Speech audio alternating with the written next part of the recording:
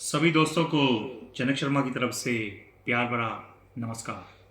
दोस्तों, ज्योतिष की इस श्रृंखला में मैं आपका स्वागत करता हूं।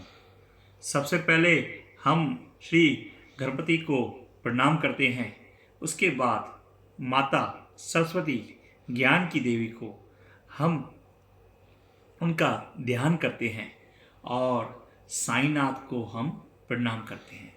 दोस्तों, आज इस ज्योतिष की श्रृंखला में हम जन्म कुंडली को गहराई से कैसे अध्ययन करें, तो उसके लिए मेरे गुरु ने मुझे 42 सूत्र दिए थे। उसमें से 7 सूत्र की चर्चा मैं आपसे करूंगा।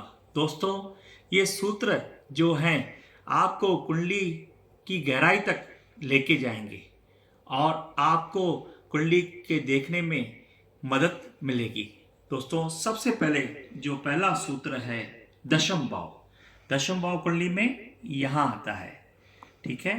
तो दशम भाव में सूर्य और मंगल ये स्वस्थ बलवान माने गए हैं।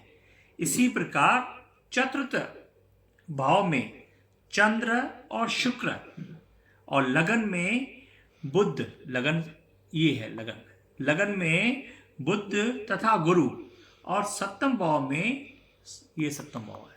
सप्तम भाव में शनि स्वस्थ ही बलवान होता है।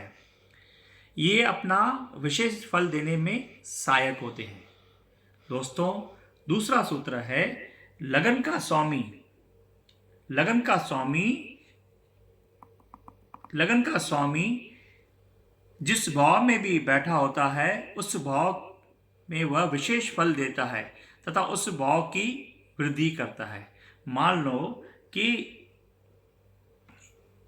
लगन का स्वामी यहाँ पे कन्या लगन है, इसका स्वामी है बुध। बुध अगर सुख स्थान पे बैठा है तो सुख को बढ़ाएगा, पराक्रम स्थान पे बैठा है तो पराक्रम को बढ़ाएगा, ठीक है।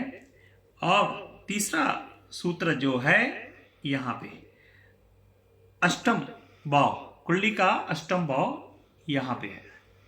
अष्टम भाव में प्रत्येक ग्रह हम कमजोरी मानते हैं, परंतु यहाँ पे सूर्य या चंद्रमा अष्टम भाव में हो तो वे कमजोर नहीं रहते।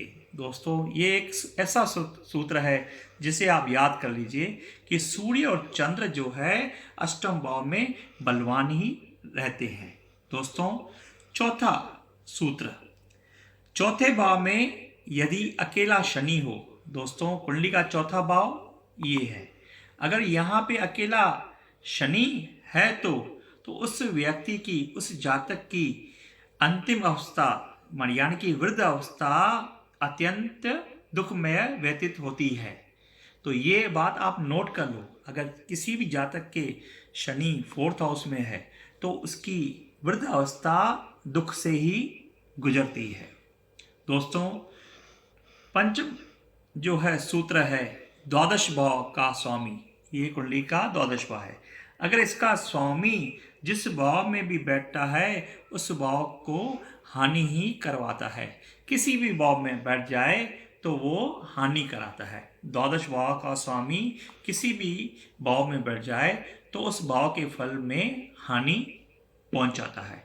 दोस्तों, छठा सूत्र वक्री होने पर ग्रह। दोस्तों, ग्रह वक्री और मार्गी तो आपने सुने होंगे, लेकिन ये सूत्र आपको हेल्प करेगा। वक्री होने पर ग्रह अधिक बलवान हो जाता है तथा वह ग्रह जन्म कुंडली में जिसका भी स्वामी है उस भाव को विशेष बल प्रदान करता है। दोस्तों, ये भी एक नया सूत्र है, ये भी बहुत काम आने वाली पॉइंट है। दोस्तों, अभी कुंडली का 7वां सूत्र, प्रत्येक भाव का विशेष कारक ग्रह होता है। दोस्तों, ये जो ग्रह हैं इनके कारक ग्रह भी हैं, तो ये भी आप नोट कर लो। यदि उस भाव में वह कारक ग्रह बैठा है या उसकी दृष्टि हो तो वह भाव अत्यंत ही उच्च और श्रेष्ठ फल देने में सहायक होता है। दोस्तों, सूर्य जो है ये पहले घर का और 9th हाउस का भाग्य स्थान का कारक ग्रह है। चंद्र जो है ये 4th स्थान का कारक है। मंगल जो है थर्ड और सिक्स्थ स्थान का कारक है। बुध जो है चौथा और 10वें का कारक है। और गुरु जो है सेकंड, फिफ्थ, नाइन्थ और 10th और 11th का कारक है। शुक्र जो है ये जो है सप्तम भाव जो है मैरिज का स्थान, सप्तम भाव का कारक रहता है। शनि जो है ये 6th, 8th और 12th का कारक है। दोस्तों आज इतना ही, बाकी कल। ओम साईं राम।